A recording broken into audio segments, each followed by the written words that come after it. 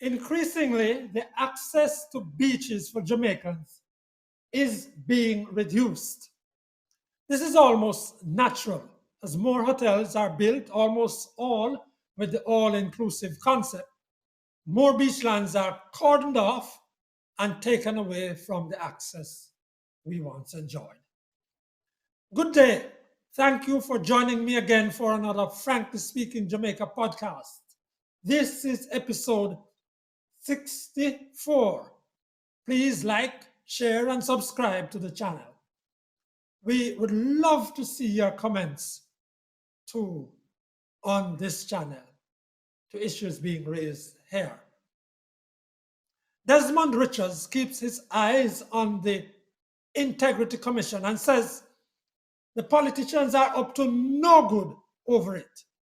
Winnie Anderson Brown takes up the matter of Chat GPT, going almost centuries of technology from electronic typewriters to Chat GPT. But she has a warning. All that's to come. Now, to Frankly Speaking, the commentary. Yes, beaches are part of the holidays sold to most potential visitors, because Jamaica scarcely has attempted to develop and sell any of the other sides of this nation, aside from sand, sea, and sex. Jamaicans, especially those in the rural areas, appreciate and love going to the beach, part of the limited open spaces available to us where people can de-stress and associate. But more and more, we are finding that these are getting less and less. Let's take the low-hanging fruits first. There are some already demarcated public beaches that should be operated openly and as clean, safe, and secure spaces for Jamaicans and anyone who wishes to use them. The threats to access are many and varied. At one of the best-known public beaches on the North Coast, for example, Burwood Beach, just outside of Falmouth, there is now a court case over ownership. A family in the parish is now in court with the Trelawney Municipal Corporation, TMC, disputing the corporation's claim that it owns the beach. Potentially, this could remove Burwood Beach from public use. There are other court cases, such as with a sliver of a beach at Discovery Bay next to Puerto Seco St. Ann, which has been leased by the Guardsman Group and is doing very well as a private facility, charging about $2,000 to enter. The Red Cross Beach next door to Puerto Seco is tied up in dispute and is not accessible for the moment. The status of still next door now, Fisherman's Beach, is not clear either. All of this is on a little piece of the rock that is a minefield. Remember, I told you. Frankly speaking, St. James has a better outlook. The completion of the Harmony Park with beautiful high-class facilities has been a boon for the tourism town. That development incorporated the old dump-up beach, which was popular but lacking in many regards. In addition, residents of St. James still have potential access to One Man Beach, on which there is renovation now taking place, and Walter Fletcher, owned by the UDC, and which is apparently to be developed. Municipal corporations, or parish councils as we know them, do own several beaches, including fishing beaches. And these have been generally poorly run. One of the better ones is Flavors Beach at Runaway Bay in St. Ann. On holidays, such as the coming Easter, it will attract thousands on any given day. Access is free. Some paid arrangement is made for bathroom facilities, but the place is generally run down. A sign used to tell you there will never be any lifeguard on duty, and the sea walls built years ago are crumbling. Flavors is on the lease and is fairly well run. The Fantasy Beach at Priory is another thing again. There's a dispute over the lease, and all permanent structures there, including bathrooms, were recently knocked down. The UDC-owned Little Duns River has been locked down for months with no sign of when it will reopen. A well-run facility at Ocherias on the Bay, or Bay Beach, is available, as are other good private facilities. Frankly speaking, I've thought about it a lot and wondered whether ownership and operation of beaches where that should reside. I must say I am also aware about the argument as to whether legally there is any space for hotels to prevent you or me from accessing the beach in front of their facilities or adjacent to their properties.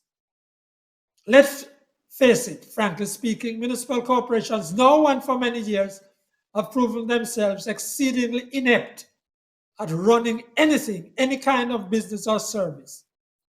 There's proof aplenty. Municipal corporations are notoriously incompetent, frankly speaking. But they hold and own beaches. Where they divest these, even that process is often mired in corruption or bad-mindedness, friend and company business. People know it. But with investment by the TPDCO, or the Tourism Enhancement Fund, TEF, these beach facilities could be extensively improved and properly managed by boards set up to lease said holdings. Now, arrangements could easily be made there too to have paid access, paid at a small fee that would cut out no one from their use, but which would be sufficient to ensure bathroom and lifeguard services and just proper sanitation, for example. To allow parish councils or municipal corporations to run them would be to continue the same kind of slackness that one sees all across the country at facilities run by said corporations, frankly speaking. I'm not claiming good beaches are all on the North Coast, and I know there's still an issue with Fort Clarence, and I'm not touched on the problems of Negril beaches, some of the finest on the island. Two, I'm aware that I have not, in this podcast, returned to the Portland conundrum of the Blue Lagoon and the Winifred Beach, but I shall return. Let's just say this again. Right now, how about an audit regarding all the beaches that are supposedly run by the Jamaican government, whether local government or central, on behalf of the Jamaican people? That would be something else. Now here is Desmond Richards.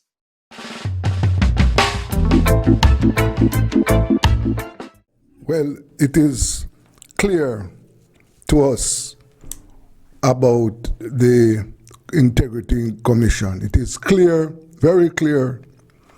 The government has clearly indicated its intentions.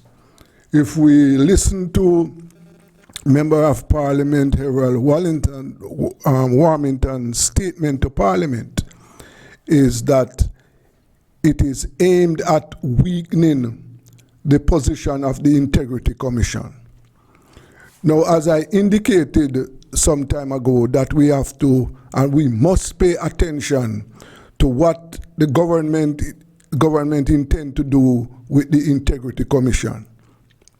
We know that they are upset with the Commission, and therefore we cannot allow the parliamentarians to address the Integrity Commission. we, the people, must have a say. One of the things that is clear in Jamaica, that corruption, the main players, the main perpetrators of corruption are the political actors. If you look back at corruption over the past 60 years, what you will see is that the politicians are at the front. They are the ones who are the main players in these corrupt practices. And therefore, we know that given the chance, they will wipe out the Integrity Commission. When you listen to the reports coming out of the parliament, what the parliamentarians are saying is that their intentions is not to strengthen the commission, not to give the commission a free hand to fight against corruption. No, they want a weak corruption, a weak integrity corruption body which they can manipulate and twist around their hands. We must stand up against that.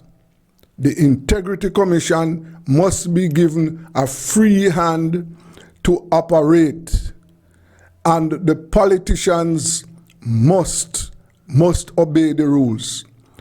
As we speak right now, the Prime Minister is in breach of the Commission's rule.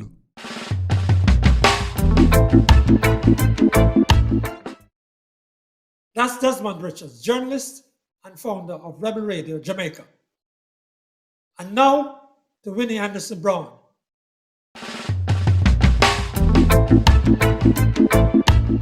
My oh my, how things have changed.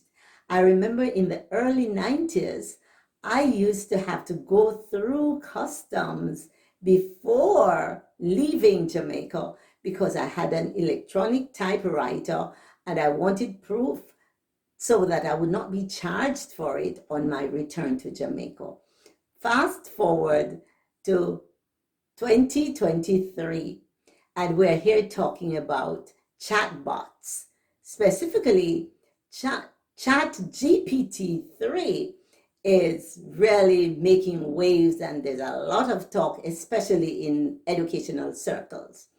Let me just say that it is clearly stated that one of the limitations is that, in my own words, the information is not always accurate.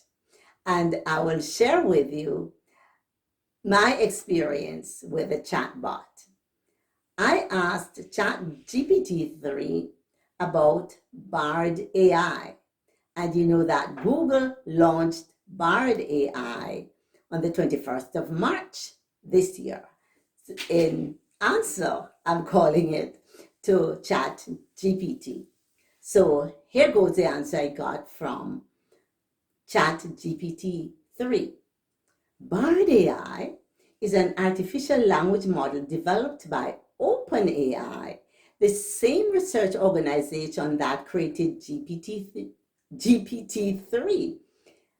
Bard AI is designed to generate human-like text in the style of William Shakespeare, the famous English playwright and poet from the 16th and 17th centuries. And I will go straight to the ending paragraph. The goal of Bard AI is to enable users to generate original works of Shakespearean style, poetry or prose, as well as to assist scholars in analyzing and understanding Shakespeare's work. Now, talk about a piece of work that sounds plausible. But of course, if you know what Bard AI is, you would know that that is incorrect information.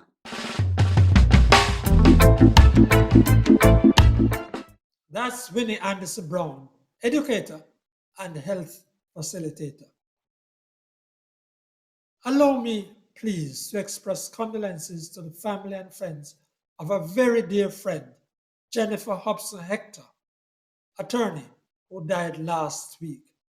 She was a kind, hardworking person who gave freely of her services as attorney to many causes and persons who couldn't afford what they needed. She was a person who had more pride in Brownstown Center and her hometown than many other people I know. Rest in peace, Jenny. That's it for the 64th episode of the Frankly Speaking Jamaica podcast. Please continue to like, share, and subscribe. On behalf of Desmond Richards and Winnie Anderson Brown, I'm Franklin McKnight. Until then.